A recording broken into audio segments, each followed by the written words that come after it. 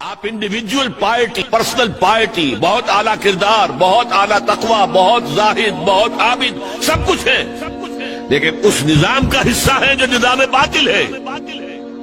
آپ کس کی گواہی دے رہے ہیں؟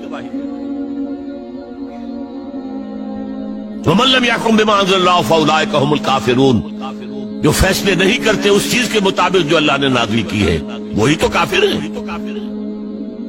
تم نے کافر کسے سمجھا ہے؟ وَمَن لَّمْ يَحْكُم بِمَا أَنزَلَ اللَّهُ فَأُولَٰئِكَ هُمُ الظَّالِمُونَ، جو اللہ کی اتاری ہوئی شریعت کے مطابق فیصلے نہیں کرتے وہی تو مشرک ہے۔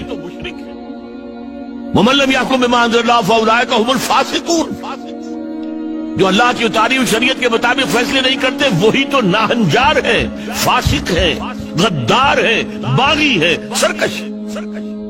یہ تین فتوے ہیں مفتی اعظم کے۔ مفتی اعظم کون ہے؟ اللہ۔ قرآن میں یہ لفظ آیا ہے اللہ کے لیے، یفتیکم، یستفتونک، اے نبی یہ آپ سے فتویٰ مانگ رہے ہیں کلالہ کے بارے میں۔ قل اللہ یفتیکم، کہہ دیجیے اللہ فتویٰ دیتا ہے۔ لو تو مفتی اعظم کون ہے؟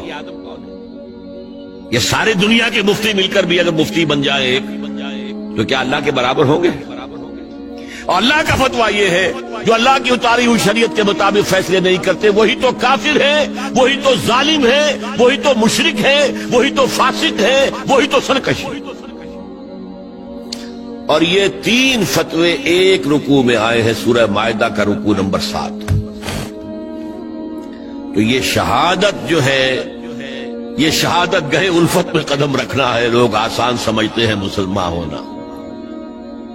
ٹھیک ہے کہہ دیا اشہد ان لا الہ الا اللہ واشہد ان محمد رسول اللہ، اب تمہیں معلوم نہیں ہے شہادت گاہ میں آ گئے، اور شہادت سے مراد تمہارے قول سے اللہ اور اس کے دین کی گواہی ملنی چاہیے، تمہارے عمل سے اللہ کی اور اس کے دین کی گواہی ملنی چاہیے، اور انفرادی ہی نہیں اجتماعی سطح پر اللہ کے دین کو قائم کر کے گواہی دو دنیا کے سامنے کہ دیکھو یہ ہے اللہ کا دین، آؤ۔